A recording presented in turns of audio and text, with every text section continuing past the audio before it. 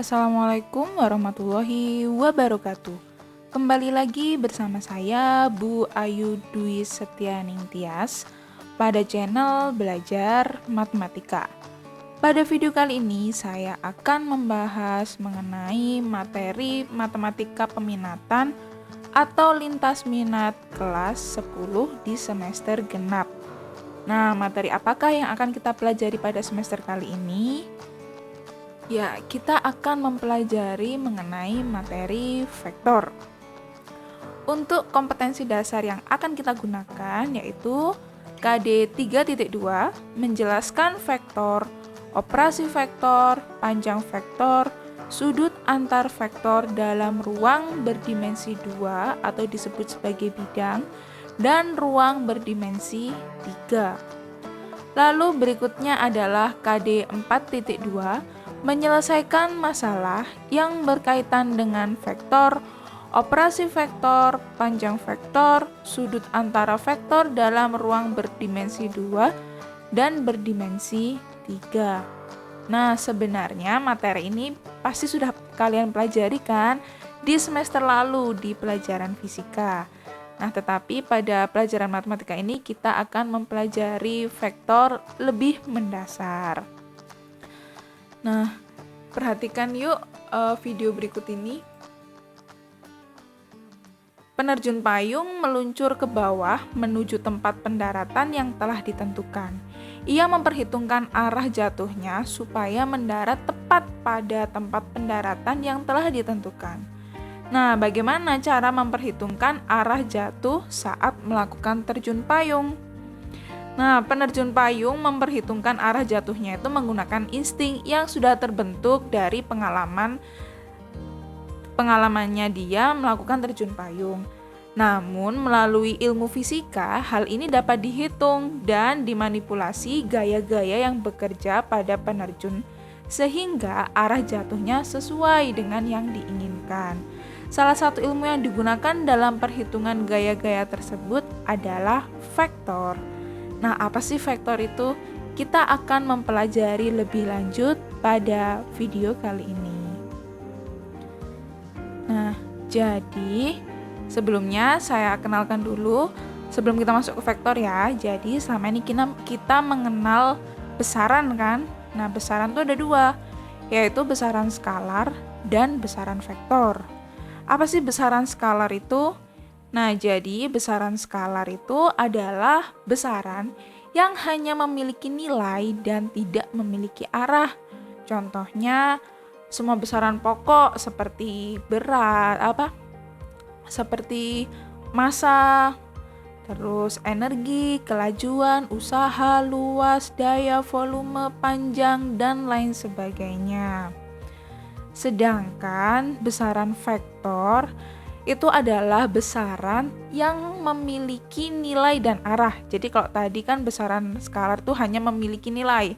Kalau vektor itu memiliki nilai dan arah.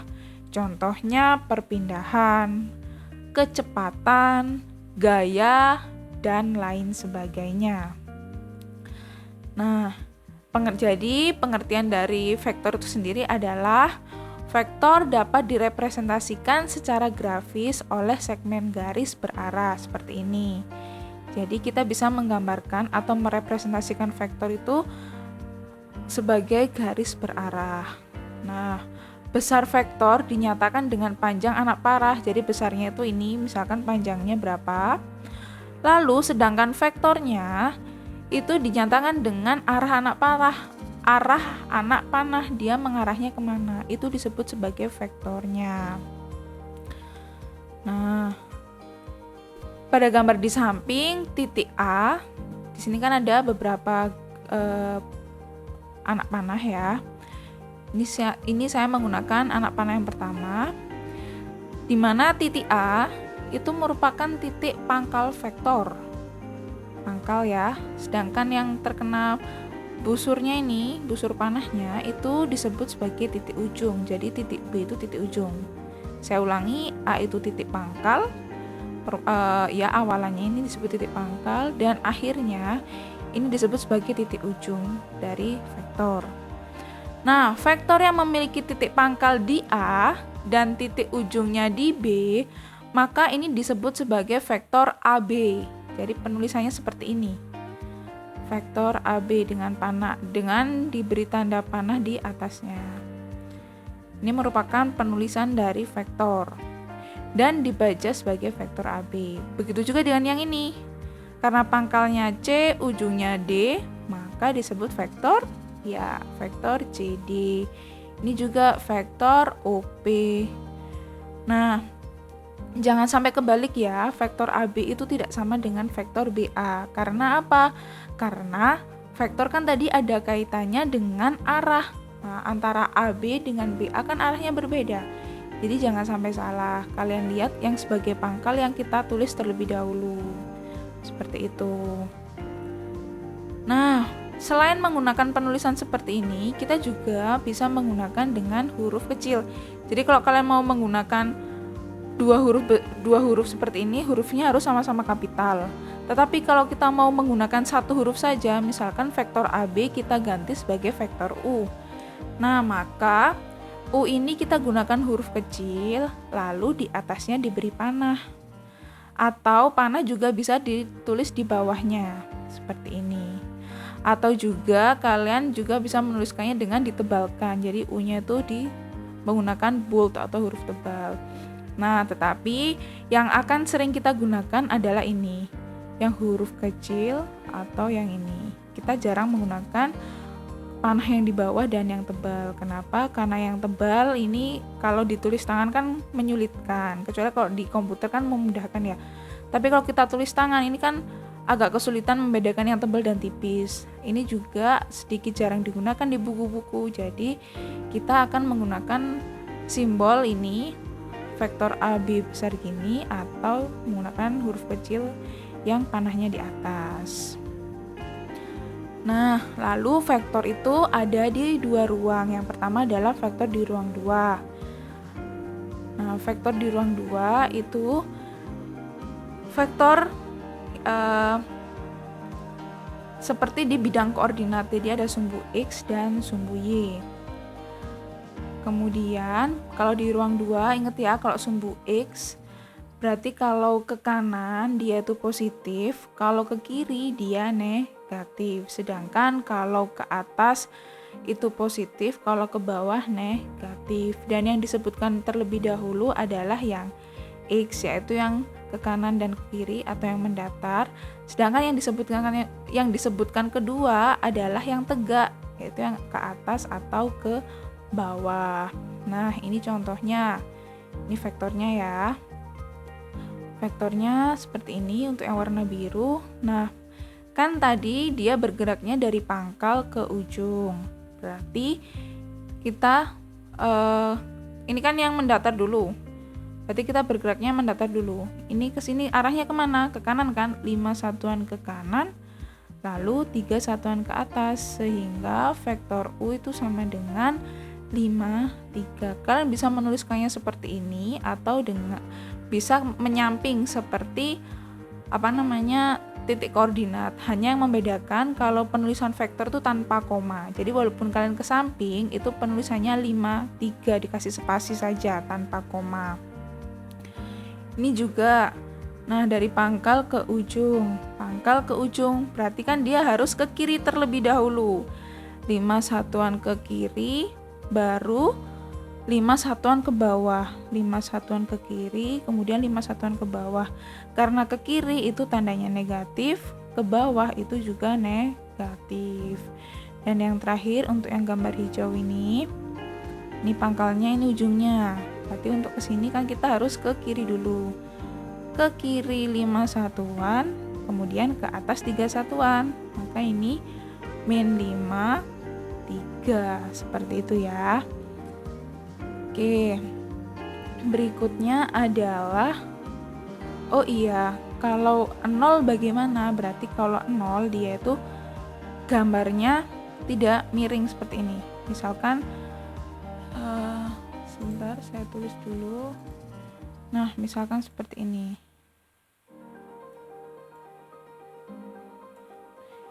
Ini coba kita perhatikan X-nya dia dari pangkal ke ujung ya.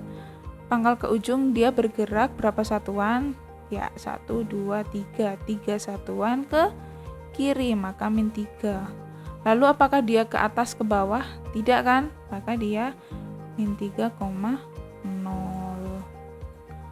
Nah, kalau gambarnya tegak. Nih. Nah, dari pangkal ke ujung, dia ke kiri ke kanan enggak? Enggak kan? Maka ini 0. Lalu dia ke atas atau ke bawah? Ya, dia ke atas. 1, 2, 3. Maka vektornya adalah 0, 3. Seperti ini.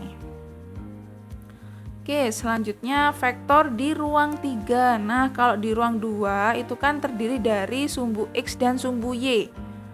Dimana kalau ke kanan X positif, ke kiri X negatif, ke atas Y positif, ke bawah Y negatif.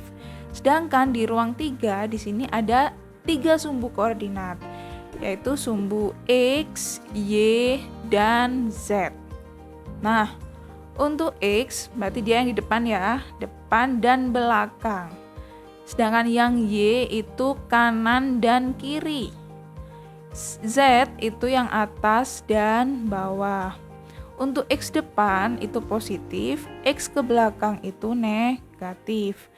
Y ke kanan itu positif, Y ke kiri itu negatif. Lalu Z ke kanan ke atas itu positif, Z ke bawah itu negatif. Oke. Nah, sekarang kita perhatikan dulu contoh yang ini. Nah, ini koordinatnya berapa? Ingat kita bergeraknya kan X, Y, Z, jadi X dulu, baru Y, baru Z. Nah, posisinya ini di mana? Kita perhatikan X-nya dulu. Dia kan satu satuan ke depan, kemudian satu satuan ke kanan, dan 2 satuan ke atas. Maka penulisannya adalah 1, 2.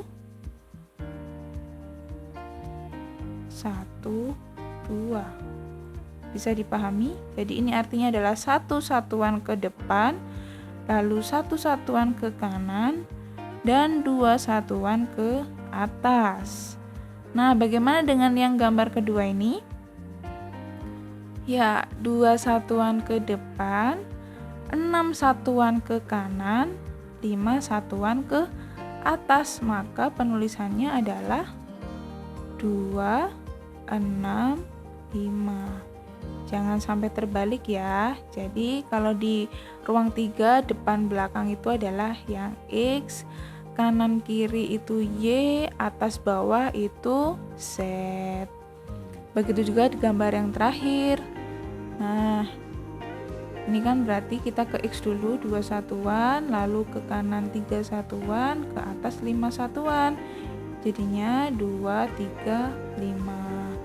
Oke, ini sebenarnya nggak pakai koma ya, karena penulisan di vektor itu tanpa koma. Seperti ini. Kalau koma itu tandanya koordinat, tapi kalau tanpa koma itu artinya vektor. Nah, untuk memudahkan kalian agar tampak itu ada di ruang 3, kan kalau kayak gini seperti di bidang datar ya. Kalian juga bisa menggunakan bantuan balok atau kubus seperti ini. Misalkan koordinatnya di sini. Nah, kalau seperti ini kan terlihat seperti diagonal ruang kan? Berarti kan kita sudah kelihatan kalau ini ada di ruang 3. Nah, caranya gimana? Nah, seperti ini tadi. Jadi, misalkan X-nya 2, Y-nya 6, Z-nya 5. Kita buat balok dengan panjangnya itu 6, lebarnya itu 2, dan tingginya 5. Tinggal kita hubungkan. Nih.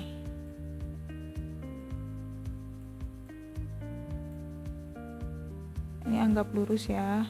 Nah, kalau sudah seperti ini terlihat kan kalau vektornya itu ada di ruang 3. Nih vektornya. Nah, seperti itu cara menggambar balok atau kubusnya. Nah, berikutnya ada yang dinamakan vektor posisi. Vektor posisi adalah vektor yang menyatakan posisi suatu titik terhadap titik pangkal koordinat. Titik pangkal koordinat itu apa? Ya, titik 0,0. Lalu vektor posisi titik P itu berpangkal pada titik 0, yaitu titik pusat koordinat, dan berujung pada titik P, sehingga dituliskan sebagai OP atau P kecil. Jadi misalkan ada titik P, lalu dia pangkalnya itu titik O, maka itu disebut sebagai vektor OP atau vektor P kecil. Nah, seperti ini. Sekarang kita bahas vektor posisi di ruang 2 terlebih dahulu ya. Nah, pertama di sini ada titik P, koordinatnya itu adalah 3,4. Nah, lalu kita tarik vektor yang berpangkal di 0,0. Nah, ini pangkalnya, ujungnya ini kita hubungkan. Sehingga vektor posisi dari titik P itu adalah vektor OP 3, 4. Jadi artinya adalah 3 satuan ke kanan, 4 satuan ke atas. Nah, ini juga bisa ditulis sebagai P kecil. Jadi kalau ada OP itu kita bisa menuliskan dengan P kecil saja. Kalau OA, A kecil, OB, B kecil. Nah, untuk yang kedua juga seperti itu, yang Q. Q ini kan koordinatnya min 5,3. Nah, sehingga vektor posisinya adalah min 5, 3. Jadi bedanya gini sih. Kalau vektor posisi, penulisan vektor posisi itu sebenarnya sama dengan koordinat, hanya beda penulisan saja. Kalau koordinat itu kan bentuknya seperti ini, X, Y.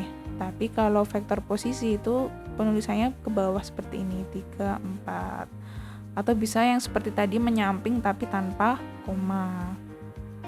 Lalu yang R, vektor posisinya? Iya, R kecil atau OR itu sama dengan min 3, min 1. Oke, maaf ini ada kesalahan. Jadi kesimpulannya, jika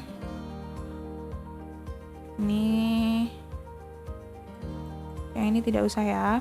Ini seharusnya titik R itu min 3,1, sehingga penulisan OR itu adalah min 3, min 1.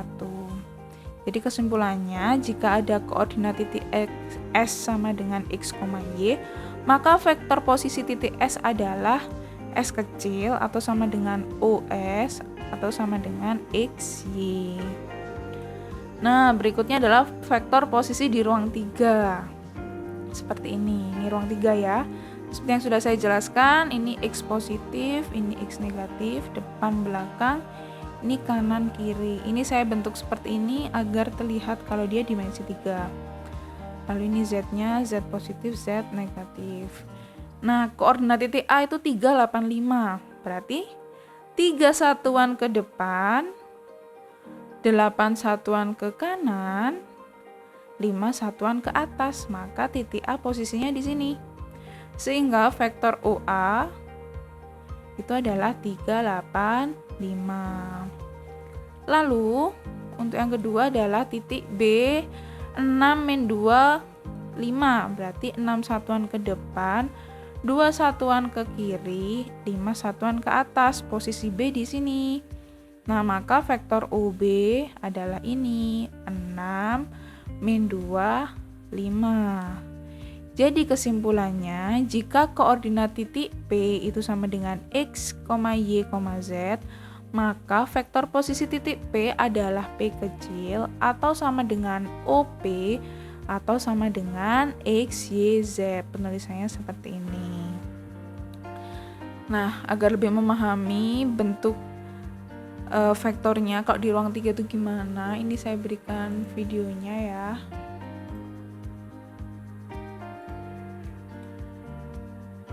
Nah, itu kan titik A 385. Maka vektor OA seperti ini. Tampak kan kalau dia ada di ruang 3. Nah, ini vektor OA. Lalu titik B 6 min 25, 6 satuan ke depan, 2 satuan ke kiri, 5 satuan ke atas. Sehingga faktor UB adalah ini. Kalau kita putar, nah ini udah tampak ya kalau dia ada di ruang 3. Nah, yang terakhir adalah kesamaan dua vektor seperti ini. Kita lihat walaupun dia posisinya berbeda-beda, tetapi ini bisa dikatakan dua vektor yang saling sama. Kok bisa? Jadi dua vektor dikatakan sama atau ekuivalen jika memiliki panjang dan arah yang sama. Nah,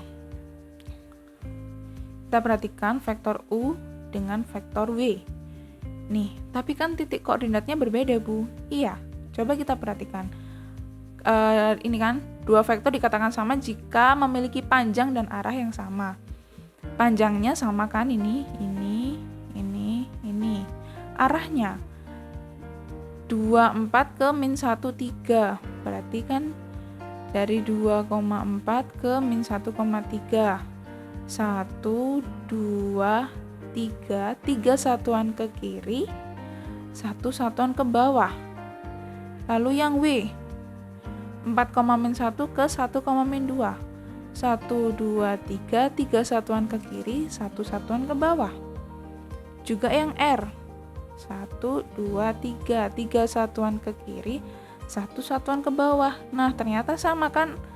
Arahnya, besarnya sama, arahnya sama. Sehingga kesimpulannya vektor U sama dengan vektor W sama dengan vektor R.